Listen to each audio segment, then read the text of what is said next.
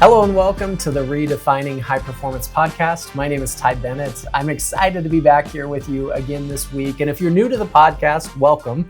Glad that you found us. And here's what we do in this podcast. Every week, I bring you a short, quick episode, usually 10 minutes or less, where we just finished a national research study on high performance. And so each week, I'm taking one particular data point, one thing that we found in the research, and flushing that out a little bit to give you some practical ideas that you can use in your day-to-day life. These are quick, short episodes, so you can, listen on your commute to work. Hopefully it's only 10 minutes, or you can, listen as you're taking a walk or something just simple and easy. Every once in a while, we mix in some interviews. They're a little bit longer form with some really awesome guests that I'll bring on from time to time. But today I want to talk to you about a particular aspect of our research and then flush that out a little bit deeper. So when we were studying high performance, we obviously wanted to understand what drives it. That made sense, right? What are the separators? What creates good from great? What are the things that high performers are doing? We call those the drivers. But then we also wanted to understand the barriers. What holds us back? What are the things that keep us from performing at the highest level? And the interesting finding to me, well, there are several. There are multiple barriers that came out of the research. But across the board, the number one barrier to high performance was the fear of failure. The fear of failure, that's a big one because that hits everybody, right? Fear of failure, it's the most significant obstacle that's keeping people from reaching their potential. Here were some statistics that came up. Nearly half of the people in our survey responded, 45%, admitted that the fear of failure has already held them back from opportunities in their current employment. So think about how that plays out for you. Does that mean that you don't raise your hand when an opportunity arises? Maybe you don't step up to take the lead in championing a project or something that could really set you apart, that could get you noticed, that could give you upward mobility, but maybe you hesitate. You hold back because you're worried about failing. 25% of people said that they believe that failure is a sign of weakness. Now, if you followed my work, you know that one of my goals is to change that mentality because failure is actually a stepping stone to success.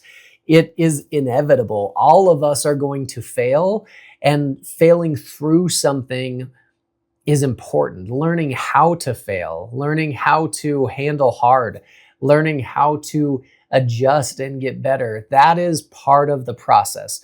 But here's the specific data point that stood out to me the most around failure. When we asked people, is it important to embrace failure, right? 75% of people said that they strongly agree or they agree, meaning they believe it's very important for you to embrace failure. The majority of people, I think, logically know that failure is part of the process and you have to lean into it. You have to embrace failure. I'll bet if you're listening to this, you know that too. But here's the interesting thing. The next question we ask those same people, how often do you do it?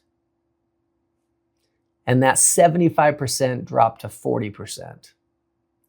Very few people actually embrace failure. So it's one thing to logically know you should. It's another thing to actually do it. And in research, we call that a performance gap. The difference between what you know you should do and what you actually do. There's a gap there, right? 75% know that you should embrace failure. 40% actually do embrace failure. There's a big gap there. And what I want to share with you today is a formula for how you close that gap. A framework, if you will, because the gap between what you know and what you do, I think, is bridged by 4 factors: discipline, courage, integrity, and execution. Discipline, courage, integrity, and execution. The combination of those 4 attributes will move knowledge from off the shelf and put it in action in your life. So let's break these down for just a second. Number 1 is discipline. This is where consistency creates momentum for you. Discipline is hard, but knowledge without consistency, it just fades away, right? And it fades pretty quickly. Discipline is about building habits that make action automatic. It's not about do you want to, it's about doing. It's about putting a system in place that causes that action to take place on a regular basis. It's the daily practice of preparation, follow through, and repetition that ensures that what you know becomes what you do, not occasionally, but consistently, right? Discipline is important. So here's what I want to have you ask yourself when it comes to discipline is, where do I need to be more consistent, or where do I need more consistent follow through on what I already know? I don't think it's a lack of knowledge for most of us, it's a lack of action. And so where do you need to be more consistent? Where do you need discipline in your life? Discipline's the first factor. Number 2 is courage. This is acting despite fear. So here's the truth. The fear of failure, rejection, judgment, those are the biggest barriers to closing the gap. And courage doesn't mean that fear disappears. That's not at all what courage means. It means that you move forward anyway.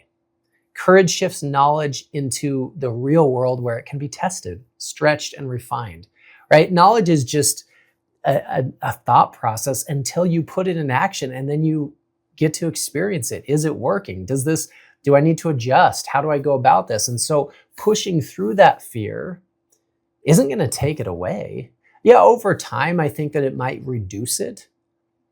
But let's say that you have a fear of speaking.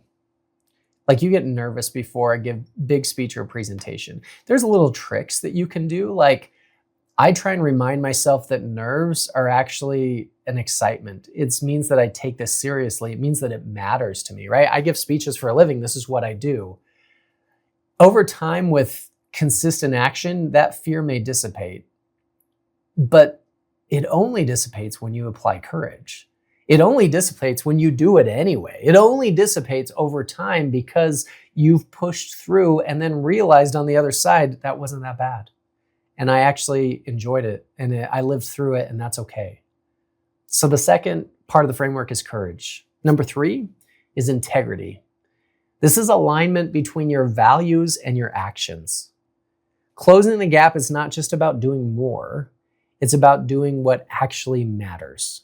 Integrity ensures that your actions reflect your values and your priorities. With integrity, every action builds trust, credibility, and influence. So I want you to ask yourself, where do my actions fall short of what I say I value? Because if you don't act on a value, do you actually value it?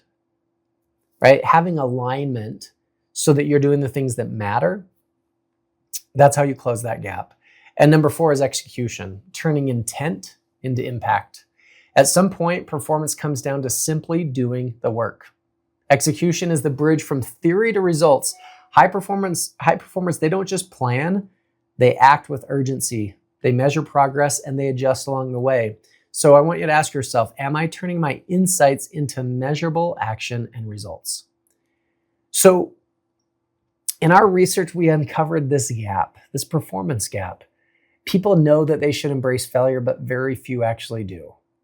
I believe that the way to close that gap is to apply discipline, consistent action. It's to apply courage. You have to push through even when you don't want to, even when you're scared.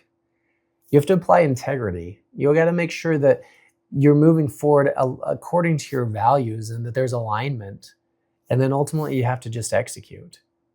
Execution is where the rubber meets the road. If we can close that gap, then we start to experience and understand that failure is part of the process. Failure is something that we learn from, that we grow from. It does make us better. And in fact, to create our very best work, failure is actually required. Nobody just shows up and does it the first time. Nobody just hits a home run the very first swing. Nobody makes the game-winning shot at the end of the shot clock without ever practicing shooting a basketball. It's part of the deal. It's the biggest barrier that holds us back. And so hopefully this framework will help you to close the gap in your life. I hope this has been helpful to you today. Again, my name is Ty Bennett. I appreciate you listening. Every week I'm going to come back with a little bit more insight, a little bit more research, some understanding to help you to move forward in your week as you search on your path to redefining high performance. I appreciate you listening. Please rate, review, subscribe, share this with a friend, and I will talk to you again next week.